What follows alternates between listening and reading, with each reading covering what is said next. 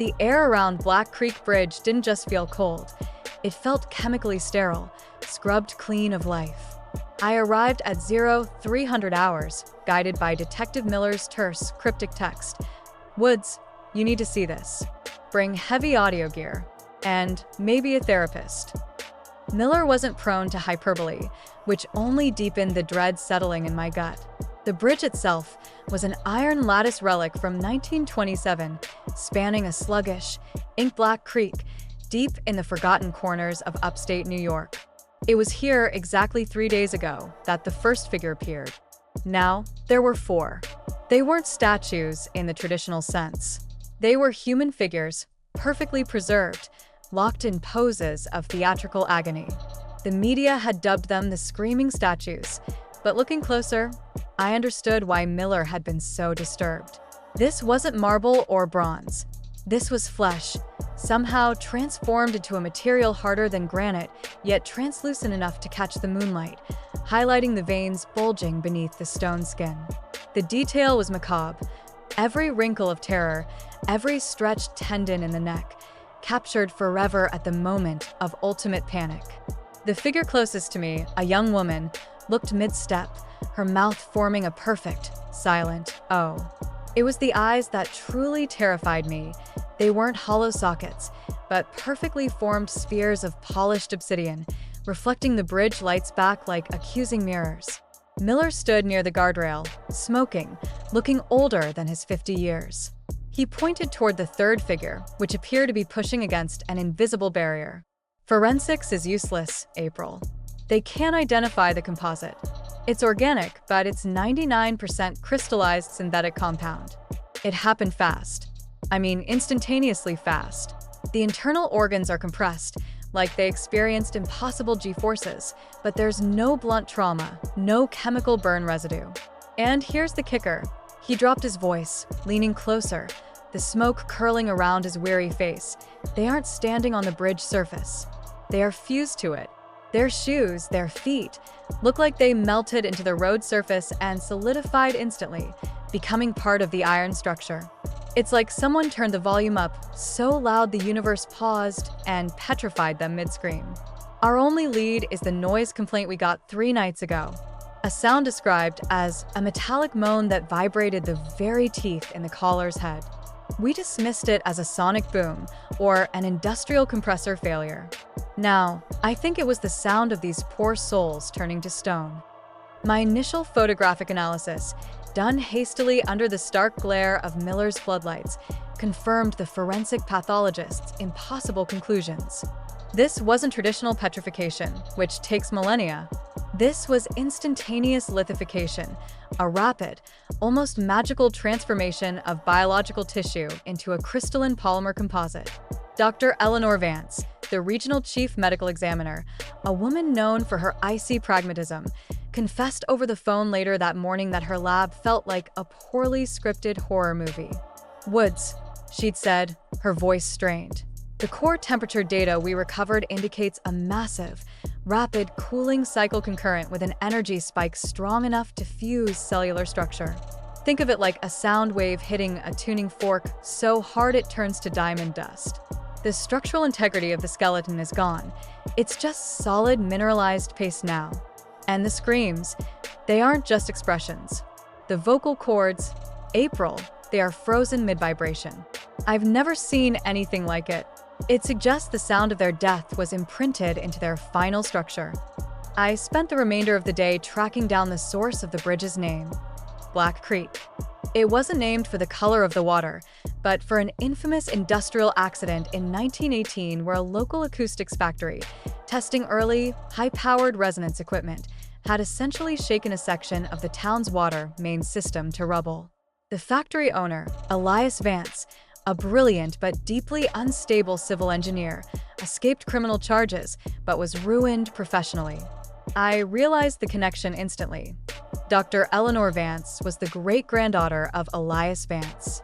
Coincidence felt like sloppy writing, but in my line of work, it was usually the prologue to the truth. I paid Dr. Vance a visit, finding her small, isolated farmhouse cluttered with family heirlooms. She was resistant until I mentioned Elias. She showed me a locked, iron-bound journal. Grandfather was obsessed with sound, she murmured, flipping through brittle, densely penned pages filled with diagrams that looked like blueprints for instruments of torture. He believed that certain frequencies, if perfectly modulated, could achieve material clarity. He thought sound could erase entropy, making things immortal. He called it, terrifyingly, the oral sculpting method. He vanished shortly after the 1918 disaster, but his obsession lived on in these journals. He sought the perfect resonance point, the scream of God, he called it, which could instantaneously turn the ephemeral into the eternal. He wrote extensively about Black Creek Bridge, calling it his final canvas, designed specifically to house and amplify this perfect tone. He considered the bridge itself a massive, resonant instrument. The bridge, designed by Elias Vance, was far more than just a means to cross the creek. It was a carefully calibrated acoustic instrument. Reading Vance's archived blueprints, I noticed anomalies. Unusually hollow iron supports, specific curvature radii in the arches, and a central, diamond-shaped keystone that seemed geometrically unnecessary, but acoustically vital. I hired a specialized architectural historian, Dr. Julian Thorne, who confirmed my suspicions. Thorne explained that Vance's design was based on archaic concepts of architectural harmony, focusing on how structures could store and release specific sound waves. He wasn't building a bridge, Ms. Woods, Thorne stated, running his finger along a faded cross-section drawing. He was building a giant tuning fork designed to resonate at a very specific, unnaturally low frequency, far below human hearing range, what we call infrasound. But Black Creek Bridge doesn't just produce the sound, it focuses it. Look at these diagrams. The statues are positioned exactly where the nodal points of maximum acoustic pressure would gather. I returned to the bridge with a high-sensitivity seismic and infrasonic sensor provided by a sympathetic contact at the university's geophysics lab. Setting the equipment up near the frozen figures was painstaking, requiring absolute silence. When I activated the sensor, the results were instantaneous and deeply unsettling. There was a repeating, rhythmic signature emanating not from the figures, but from the bridge structure itself. It wasn't loud, but the waveform was incredibly stable and powerful, relentless low-frequency pulse registering at 16 Hz, right on the cusp of human hearing, where sound transitions into physical vibration. Miller, standing guard nearby, suddenly rubbed his temples. "Do you feel that? Like a pressure change?" "My teeth feel loose." That was the resonance. But the true horror was the audio capture. The sensor didn't just register the 16 Hz pulse. Embedded within that powerful bassline were faint, high-pitched traces. When I digitally filtered the infrasound, amplifying the upper harmonics, I isolated a ghostly, fluctuating sound that lasted precisely 2.3 seconds before repeating the low pulse. It wasn't music. It wasn't mechanical feedback. It was the digitally recorded sound of pure, unadulterated human terror, a high-pitched shriek, perfectly overlapping the structural resonance frequency. The bridge wasn't just amplifying sound. It was playing back the last moments of its victims, utilizing the very structure that had turned them to stone as a massive, dark instrument. Elias Vance's journals, painstakingly digitized by Dr. Vance, became my Rosetta Stone. They detailed his descent from respected engineer into an obsessed sound mystic. He didn't just want to create a perfect tone. He wanted that tone to act as a metaphysical solvent capable of purifying material reality into an immortal form. The journals revealed his belief that the human scream, the ultimate expression of panic, was the key component. He theorized that if a specific, high-frequency scream, the subject wave, was simultaneously subjected to a crushing infrasonic resonance, the catalytic wave, the body would undergo rapid molecular transformation, locking the scream forever into a crystalline husk, the oral sculpting method. He needed the Black Creek Bridge because its architecture was designed to generate and sustain the catastrophic levels of infrasound necessary. He had perfected the design, but lacked the necessary power source or resonator technology in the 1920s to execute his vision fully. The modern statues, then, were the completion of his abandoned artistic pursuit. This meant one thing: The killer was not Elias Vance, but a contemporary successor who had discovered his blueprints and possessed the technology Vance could only dream of. I shifted my focus from the historical to the present. Who had the means, motive, and architectural knowledge to activate the bridge's resonant potential? My research into modern sonic weaponry and high-powered acoustic generators led me deep into a niche community: radical sound artists. These weren't musicians. They were technologists who used frequency and amplitude as raw artistic materials. I cross-referenced the unique crystallization signature of the statues with known experimental material science labs and customized acoustic hardware manufacturers. I found a distinct connection: a series of custom components, high-density ferrofluid coils, and an industrial-grade piezo resonator array had been purchased discreetly 6 months ago by a shell corporation traced back to Brooklyn. The buyer was listed as the Sculptor of Silence, a pseudonym associated with highly conceptual, often disturbing, performance art pieces that had recently vanished from the underground scene. The motive was becoming clear. The killer wasn't a mad scientist seeking power, but a nihilistic artist seeking to create immortal trauma, using Vance's dark blueprint to achieve art's most ultimate, physical expression. The journalistic deep dive into the Sculptor of Silence began yielding chilling results. His real name was Damien Krell, a prodigious, alienated sound architect in his early 30s who had previously gained notoriety for installations that induced extreme sensory deprivation and mild physical distress in participants. His artist statement, recovered from a defunct hosting site, was pure Vancian philosophy. All great art must defy time. Sound, the most ephemeral medium, demands physical permanence. The noise must be anchored. Krell wasn't just killing. He was creating an ongoing gallery, and the 4 statues at Black Creek Bridge were merely the opening exhibit. Crucially, I finally managed to identify the victims. They were all young professionals who vanished over the past 8 months, all linked by membership in an exclusive, secretive online collective dedicated to extreme sensory experience. They hadn't been kidnapped randomly. They were volunteers, or at least, individuals lured under the pretense of participating in Krell's most radical, transformative performance art piece yet. They were seeking transcendence, and they found eternal petrification instead. As I traced Krell's movements, I discovered a pattern. Before each statue appeared, there was a corresponding rental of a specialized, high-capacity industrial power generator, always near the bridge. Krell was systematically bringing the necessary power to activate the bridge's resonator. The investigation then pivoted to the architecture itself. The blueprints showed that the central diamond keystone, the geometric anomaly, was directly above a small, inaccessible cavity, a chamber Vance had labeled the resonance heart. If Krell was activating the bridge, the source of the infrasound generator had to be housed there. Detective Miller, skeptical but supportive, secured a warrant based on my findings, but warned me that breaching a load-bearing, 100-year-old bridge structure required specialized equipment and hours of mobilization. Krell, I knew, didn't have hours. He was working towards something larger than 4 victims. The arrangement of the statues seemed purposeful, almost directional. They weren't just randomly placed. They were aligned precisely along the bridge's axis, pointing toward that central keystone, toward the resonance heart. They were positioned as witnesses, or perhaps as components in the ultimate acoustic circuit. Driven by the chilling realization that Krell was likely preparing for a larger, more definitive performance, I decided I couldn't wait for the official breach team.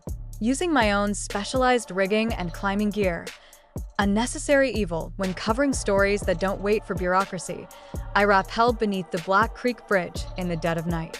The wind whistled through the rusty iron trusses, producing a host of minor, mournful sounds, but I knew the deep, dangerous hum was only dormant.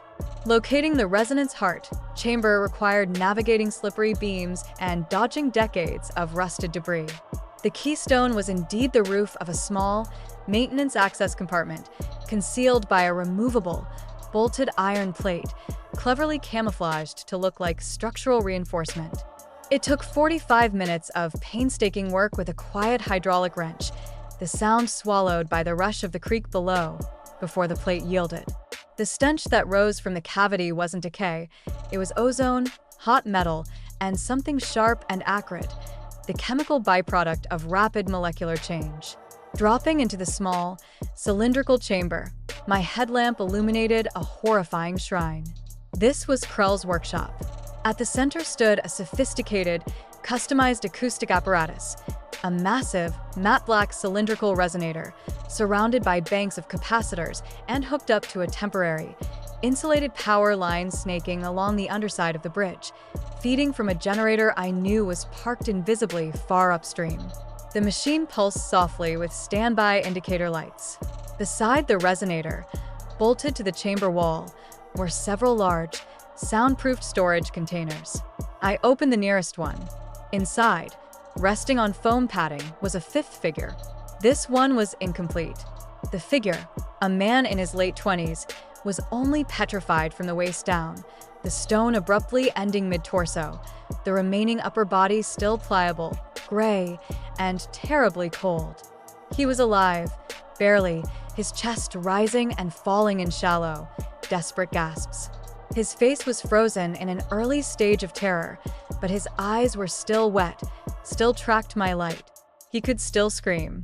Krell had been interrupted, perhaps by his own equipment failing, leaving this victim in a horrific limbo between life and permanent art. The sudden, agonizing realization hit me. The screams Krell sought to anchor weren't spontaneous expressions. They were induced by agonizing, partial transformation. The four on the bridge were the successful completions. The generator hummed, waiting to be reactivated, waiting to finish the job. The sight of the half-petrified victim galvanized me, overriding the instinctual terror. I radioed Miller, describing the chamber and the victim, knowing rescue would be difficult and distant. My immediate priority shifted to disabling the resonator. Krell had clearly designed the apparatus for quick activation and deployment. As I studied the complex wiring, searching for a cutoff switch or a primary power relay, the chamber door above me slammed shut, plunged the space into temporary darkness, followed by the sickening, mechanical click of the bolts locking into place. My headlamp flared back on, illuminating the small viewing port in the iron plate above. Standing there, silhouetted against the moonlight, was Damien Krell. He was slender, impeccably dressed, with eyes that held a fanatic's intensity. He didn't look mad. He looked serene, like a conductor about to begin his magnum opus.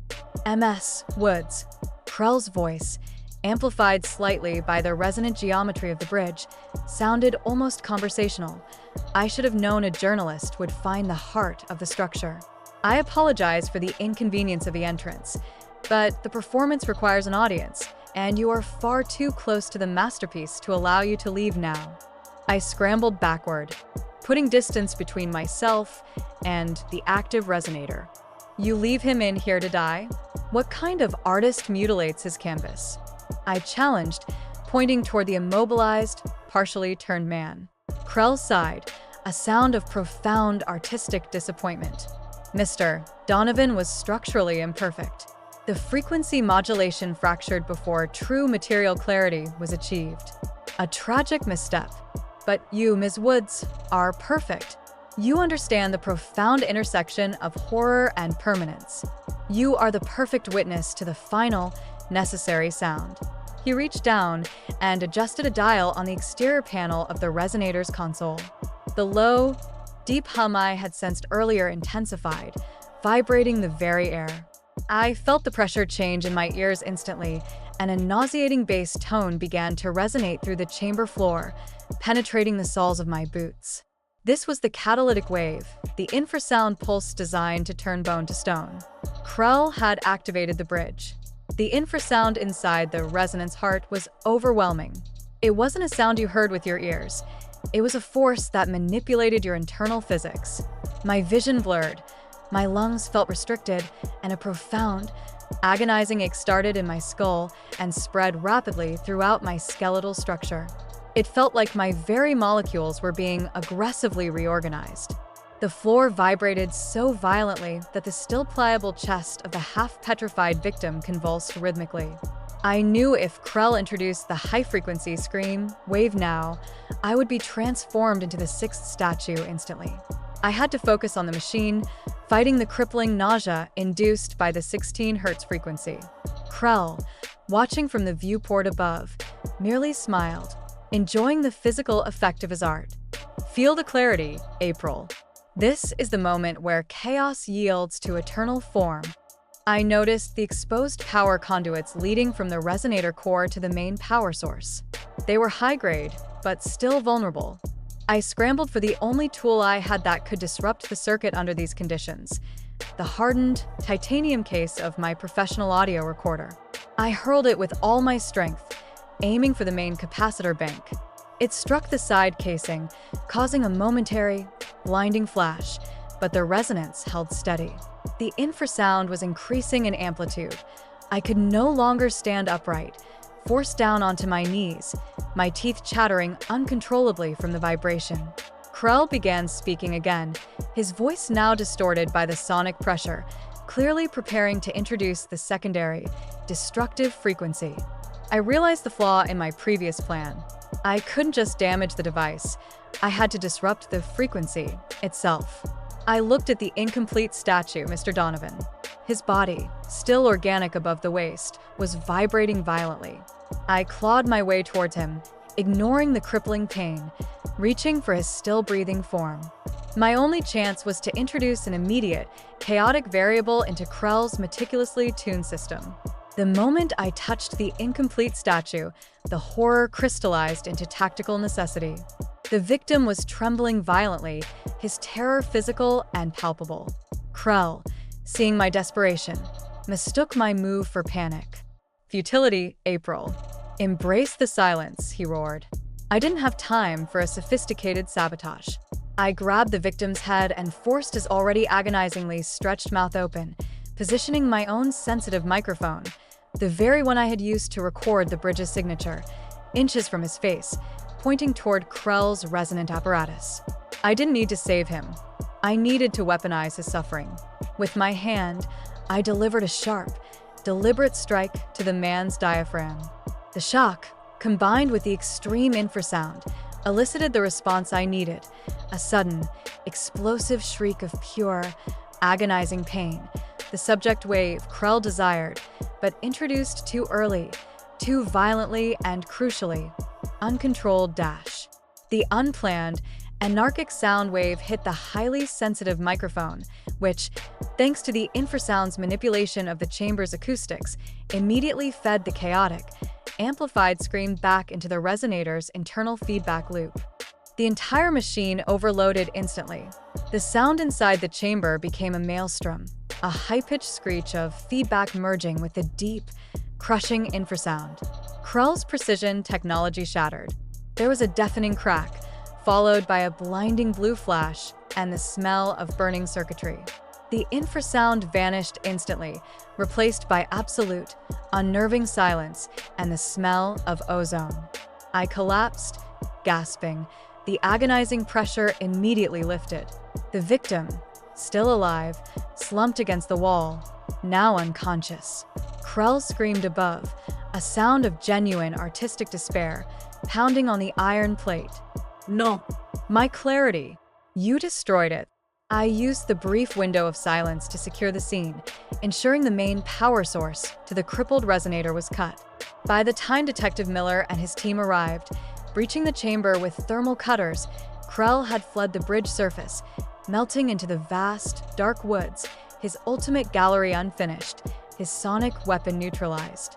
The 4 screaming statues remained, now merely mute, horrifying proof of a dark science, their creator temporarily unmasked, but still at large. The real story behind the screaming statues was the chilling realization that art, when pursued with absolute, nihilistic obsession, could achieve a terrible, enduring form of immortality. The aftermath at Black Creek Bridge was meticulous and soul-crushing. The half-petrified victim, Mr. Donovan, was extracted and rushed to a specialized medical facility, his prognosis grim. The transformation process was irreversible, leaving him trapped in a state of molecular stasis below the diaphragm, a living, breathing testament to Krell's horrifying methods. The 4 completed statues were carefully removed and transported to a secure forensic warehouse, where they represented both compelling homicide evidence and an unprecedented scientific enigma. I spent the next 48 hours providing detailed testimony, linking Elias Vance's archaic acoustic theories to Damien Krell's advanced sonic weaponry. Krell's escape, however, cast a long, dark shadow. He was a fugitive, but one who had merely lost a tool, not his fundamental thesis. My final investigative piece centered not on the crime itself, but on the implications of Vance's oral sculpting method. I detailed how Krell had utilized consumer-grade industrial sound equipment, easily sourced online, to refine a century-old plan for instantaneous human petrification. The terror was in the accessibility. The bridge itself, now scarred and temporarily closed, was identified by structural engineers as still possessing the innate resonant geometry Vance had intended, only now stripped of the power source Krell had temporarily provided. The police launched a full-scale manhunt, but Krell, the sculptor of silence, had vanished without a trace, presumably searching for a new canvas, a new, architecturally resonant location to complete his gallery. My final visit to the bridge was days later, at high noon, hoping to strip away the nocturnal terror. But even in the sunlight, the structure felt different. It was silent, heavy, and vast. Standing precisely where the statues had been positioned, I could still feel the faint, residual presence of the infrasound, a low, barely perceptible pressure on my eardrums. I pressed my own audio recorder, now repaired, against the cold iron truss. The raw recording picked up the wind, the creak, and then, faintly, an echo of the catastrophic 16 Hz pulse. But the high-frequency scream component was gone, replaced by static. The statues were silent, but the architecture still waited. The ultimate, horrifying secret of Black Creek Bridge wasn't just that it turned people to stone, but that it was designed to eternally record their final, agonizing sound. And somewhere out there, the artist who loved that sound was listening for a new frequency.